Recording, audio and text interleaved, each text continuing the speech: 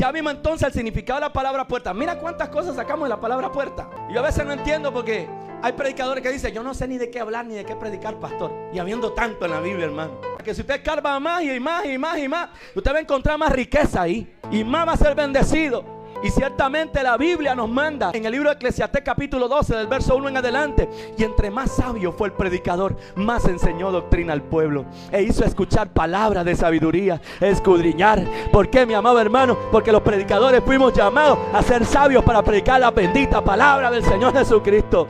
Después que ve la puerta abierta en el cielo, la primera voz que oí era como de trompeta hablando conmigo. O sea, ve a Cristo como una puerta, pero ahora lo escucha como una trompeta. La palabra trompeta en el hebreo es shofar, que significa sonido para anunciar algo. El shofar es una trompeta que anuncia algo importante. Y a lo largo de la Biblia usted va a encontrar que la palabra trompeta está reflejado. Por ejemplo, Apocalipsis 1, versículo 10: y yo estaba en el Espíritu en el día del Señor, y oí detrás de mí una gran voz como de trompeta. O sea que la voz del Señor es fuerte. La voz del Señor es voz de mando. Él manda y por nadie es mandado. Él dice y se hace. Por eso es que la oración es: Señor, hágase tu voluntad. Lo que tú dices, lo que tú dices, lo que tú dices, lo que tú dices, lo que el Espíritu diga, eso se hará. Por eso Micaías dice: lo que el Señor ponga en mi boca, eso hablaré. Balaán quería maldecir al pueblo. Dios le decía: en vez de maldecirlo, lo va a bendecir. Porque aunque el diablo se quiera levantar, lo que es para maldición vendrá para bendición. Porque todas las cosas ayudan a bien a los que aman a Dios. No importa si el brujo vive a la par de tu casa y hace la oración del puro y quema incienso y le pone vela a quien sea, esa oración es más poderosa que la oración del justo, porque la oración del justo puede mucho. A veces, hermanos, me dicen: pastor, ahí a la par de la iglesia hay muchos brujos. Qué bueno, que oigan la palabra. Un día vamos entrando a la iglesia y miro un montón de sal tirado, hermano, en la acera de la iglesia. Y yo me pongo a reír. Gracias, papito lindo, vienen más bendiciones, porque la sal para nosotros es pacto perpetuo. No es maldición, es bendición. Nosotros somos la sal de este mundo. La sal, cuando cae en una herida, arde. Por eso es que cuando predicamos la palabra, le arde al pecador, gloria al Señor, porque tiene una llaga que está podrida, pero esta palabra que arde es sana. Y la sal provoca sed. ¿Te comes sal? Provoca sed. De nosotros somos los que provocamos la sed del impío por Cristo. Sí, somos sal. Si no lo somos, no estamos provocando nada. Hay dos tipos de sal en la Biblia: la sal que es para ser hollada y la sal que es para sazonar. Cuando Cristo dice sal que sazona o que da sabor, es el verdadero cristiano que vive la palabra del testimonio a como es. No se disfraza de evangélico, es cristiano. No acomoda el evangelio, es cristiano. Está dispuesto a renunciar y quiere dar testimonio porque él es luz y sal. Cuando habla de la sal, es lo que conserva, porque la sal conserva y sazona. Pero cuando habla de la sal que es hollada, había un tipo de sal que no se ocupaba para sazonar, que no se ocupaba para la cocina. Se iban, hermano mío, a comprarla y esa la vendían en roca, en una vasija. Esa sal estaba hecha roca, era salada, pero no se ocupaba para la comida, para sazonar comida, sino que la llevaban y le echaban agua. Y esa roca, al ser mojada, empezaba a escurrir y a escurrir y a escurrir todo el agua. Y cuando la roca escurría todo el agua, la salinidad de esa roca quedaba en el fondo de aquella vasija. Y entonces ellos sacaban la roca que ya no tenía sal, pero que era sal, la ponían, le daban con un mortero o un martillo y la hacían, hermano, polvo. Y esa sal la tiraban en la puerta de sus casas en temporadas donde había muchos mosquitos, porque era para espantar los mosquitos. Entonces todo aquel que llegaba a la casa de un judío o a alguien que esparcía sal sobre su casa, pasaba encima de ella. Y entonces dice Cristo: ustedes no son ese tipo de sal que no tiene sabor, que no tiene salinidad y que es para ser hollada. La iglesia de Cristo no es para ser avergonzada, ni pisoteada, ni tampoco expuesta a vergüenza. Por eso es que nosotros tenemos que vivir la palabra, para que la palabra tenga sal. Cuando predicamos y no vivimos lo que predicamos, entonces somos como esa sal. ¿Pero qué me va a decir a mí? ¿Cómo? ¿Y qué? Y el mundo, hermano, siempre criticando. Mire, porque el mundo es bien criticón. Y a veces nosotros decimos: ¿qué le importa lo que diga la gente? Sí, no debería de importar. Porque dice la palabra, cuando Pablo le habla a Timoteo: ponga un obrero que tenga buen testimonio de los de adentro y mayormente de los de afuera, para que la palabra del Señor no caiga en descrédito. El Señor nos habla con firmeza, con voz de trompeta, porque la voz del Padre es mandamiento. Todo lo que Él habla es mandamiento. Él no está jugando. Un día sí, otro día no. Hoy te bendigo, mañana no. No, yo la pensé, no, creo que ya no te voy a sanar. No, Él lo que promete lo cumple, porque lo que sale de su boca es palabra firme, porque dice la palabra: cielo y tierra pasará, pero mi palabra permanece para siempre. 1 Corintios 15, el verso 52. En un momento, en un abrir y cerrar de ojos, a la final trompeta, porque se tocará la trompeta y los muertos en Cristo serán resucitados incorruptibles y nosotros seremos transformados. Cuando Él diga: sube acá, su palabra es mandamiento, y lo que está escrito se va a cumplir.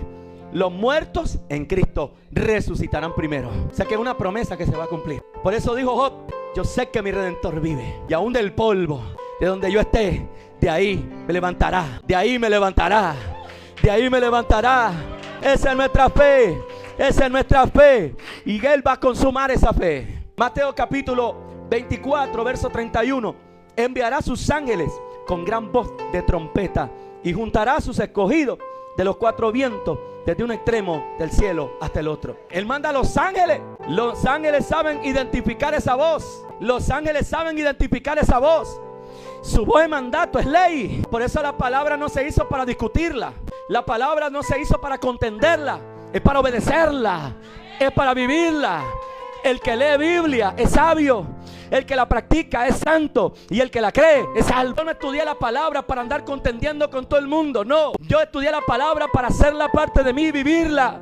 Porque a veces no hay ni necesidad de hablar, con tu conducta es necesaria. Alabado el nombre de Jesús. Con solamente tu conducta, tu testimonio, a veces hasta el silencio de un sabio bendice a muchos. Alabado el nombre del Señor. Si el necio aun cuando calla es contado por sabio, ahora imagínate un sabio callando. Aleluya. La gente te conoce y saben que tú eres un hombre de Dios, una mujer de Dios, y te sientas con ellos a platicar. Se abstienen de hablar malas palabras, se abstienen de fumarse un cigarro, se abstienen de beberse una cerveza, porque hay un hombre santo ahí, una mujer santa, y tú no le has dicho nada, pero ellos se sienten incómodos. O la santidad que hay en ti, eso es ser sal. No puede estar el cristiano en medio de los chistes vulgares o en medio de pláticas obscenas. Si no se sienten incómodos, revísate. Revísate si no incomodas a nadie. Cuando la gente te oye hablar, no te oyen a ti, oyen la voz como de trompeta, la voz de mando. Por eso es que cuando nosotros reprendemos demonios, ellos no oyen la voz tuya, lo que oyen es la voz del Rey de Reyes y Señor de Señores. El mandato divino: echarán fuera demonios, pondrán manos a los enfermos y estos sanarán. Así que no eres tú evangelista, no eres tú pastor, no eres tú apóstol o profeta, no, es la voz de Dios hablando a través de tu boca. No te creas, aleluya, la gran cosa es Dios hablando a través de ti. Solamente somos, aleluya, el instrumento que Él está usando. Somos el parlante pero no la voz. Somos el parlante pero no la voz. Esto le bota el copete a cualquiera. Alábalo si puede. Escúchalo otra vez. Somos el parlante pero no la voz. La voz es Él. Sea la luz y fue la luz. Sea la luz y fue la luz. Todo lo que Él manda se hace. Todo lo que Él manda se hace. Por eso es que cuando Josué le habla al sol y le habla a la luna, el sol y la luna obedeció, porque no fue la voz de Josué, sino la voz del gran yo soy en la vida de Josué. Por eso es que cuando Moisés se paró frente al mar rojo y dijo: divídete, no fue la voz de Moisés, fue la voz del gran yo soy. En mi nombre, en mi nombre, en mi nombre, en mi nombre, en mi nombre echarán fuera demonios. Cuando va a orar por un endemoniado, uno no saca la credencial. En el nombre de tal asociación, en el nombre de tal ministerio, te reprendo. No, en el nombre de Jesús. En ese nombre hay poder. Los demonios reconocen la voz de Jesús. Por eso hay que tener cuidado. 1 Tesalonicenses 4, 1 Tesalonicenses 4, 16. Porque el Señor mismo, con voz de mando y voz de arcángel, con trompeta de Dios, con trompeta de Dios, descenderá del cielo, y los muertos en Cristo resucitarán primero. Trompeta, voz de trompeta. Él es la puerta. Él es voz de trompeta. Y Él es el único que puede decir: subid acá. Es el único que puede decir: subid acá. El único que nos puede entrar al reino de los cielos. Juan capítulo 11. Jesús llega a la casa de María, Marta y Lázaro. Ya le habían dicho: Jesús, tu amigo Lázaro está enfermo de muerte. Dice la palabra que Él tenía calma, porque Jesús siempre tiene calma. Los desesperados somos nosotros, los afanados somos nosotros. Él siempre tiene calma. El tiempo no lo pone nervioso. Él está en la eternidad, habita en la eternidad y habita la eternidad. Habita en luz inaccesible, sin principio de día ni fin de día, sin padre, sin madre, sin genealogía. Principio y fin, alfa y omega. El león de la tribu de Judá, la raíz del linaje de David. Puerta, el cordero y león. Wow, tantas cosas que Él es, hermano, para nosotros. Tu amigo está enfermo. Tranquilo. Estaba en la barca y la barca, hermano, se estremecía. Y los discípulos, la vela, el timón, el esquife, que el ancla. Y Jesús tranquilo durmiendo ahí, en la proa del barco. Tranquilidad. Es que Dios nos manda a tener paz. Fue, hermano, a la casa. Al cuarto día se aparece y sale María. Si hubiese estado aquí, mi hermano no hubiese muerto. Tranquila, María. Sale Marta. Si hubiese estado aquí, mi hermano no hubiese muerto. Tranquila, tu hermano va a resucitar. Y yo sé, en el día postrero. Qué falta de fe. Mire, Jesús entró a Nazaret, donde Él era, y la gente no creía en Él. Porque no hay profeta en su propia casa. A veces uno se preocupa porque le predica a la familia y no se convierte. Le predica a un desconocido y se convierte. Pero ¿cómo es que la familia es tan dura y el incrédulo que no te conoce se convierte a Cristo? No se explica, hermano. Pero así es. Se paró frente a la tumba de Lázaro y dijo: quiten la piedra. Y es de maestro. Él sabe las cosas anticipadamente. Él sabe el fin desde el principio. Para Él, ya, hermano, lo que está por venir, Él ya lo conoce. Por eso es que tu enfermedad ya tiene cura. El problema que usted tiene ya tiene salida. El desierto que usted está pasando ya tiene una fecha donde usted va a cruzar del desierto a la tierra prometida.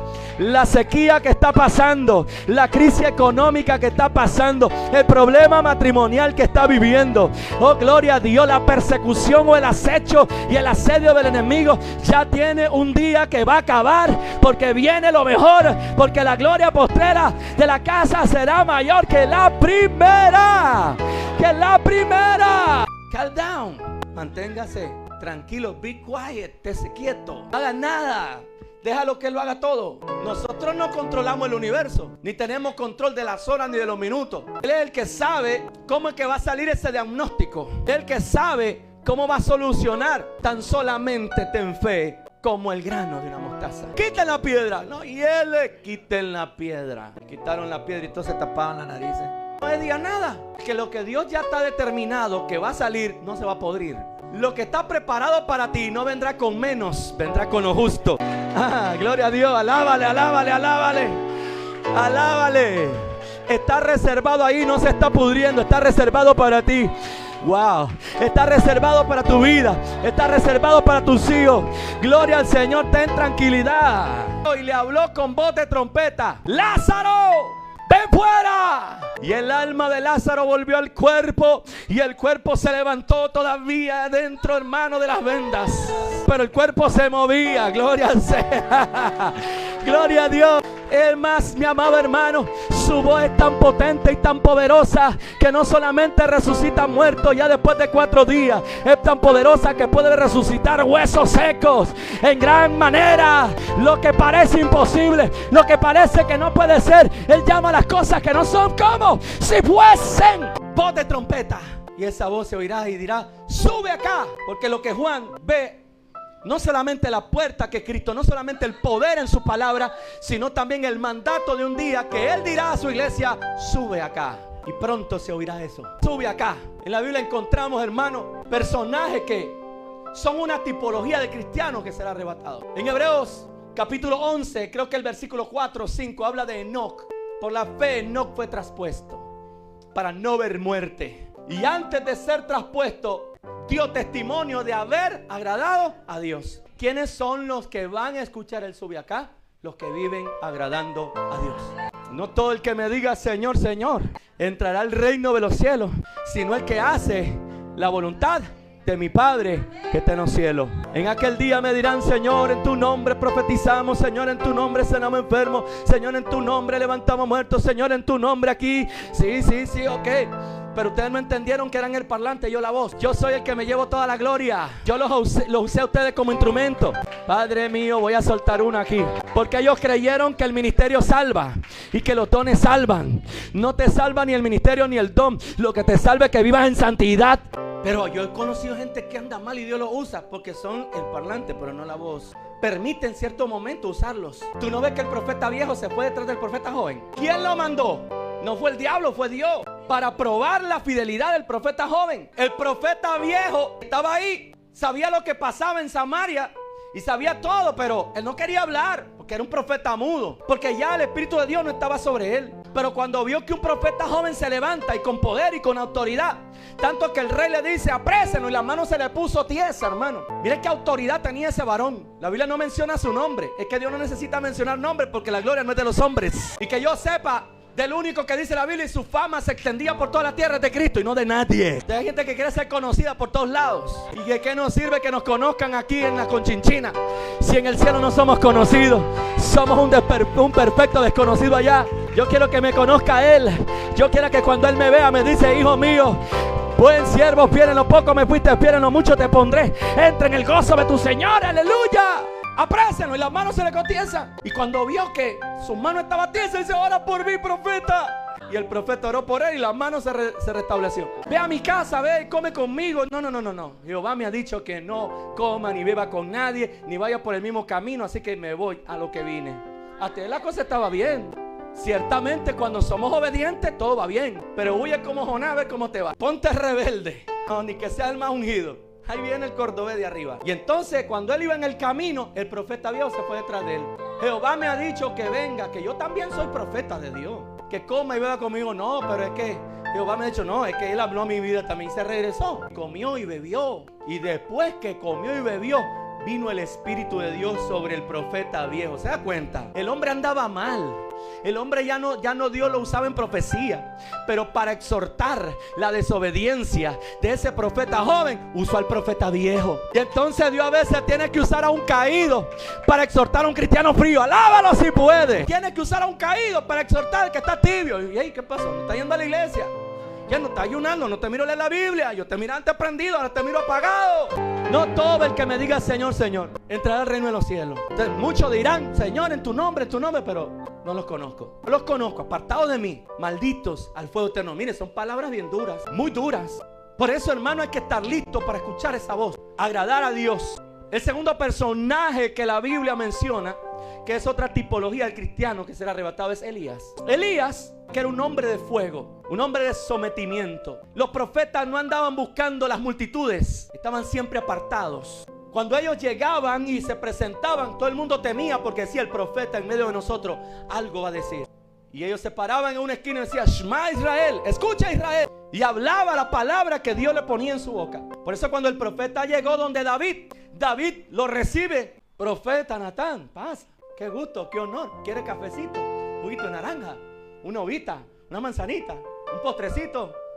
No, David, yo vengo a ver un asunto. Dime, profeta, aquí estoy yo. Y el rey, hermano David, se sienta en su trono con la cara de autoridad, con la cara de hombre santo, con la cara del corazón, el hombre conforme al corazón de Dios. Pero ya Dios conocía su corazón cómo estaba, porque podemos aparentar frente a los hombres, ante Dios estamos desnudos. Hebreos capítulo 4 verso 13: porque no hay cosa creada que no sea manifiesta delante de los ojos de Dios, porque ante Él las cosas están desnudas y abiertas. Aquí, delante de quien tenemos que dar cuenta. Le dice el profeta: David, quiero contarte un asunto muy serio. Que había un hombre que tenía una ovejita, que la cuidaba, la amaba y siempre estaba al pendiente de ella. Era la única. Y había uno que vivía a la par de él. Tenía muchas ovejas, pero un día recibió una visita y decidió tomarla del que tenía una, la trasquiló y la comieron.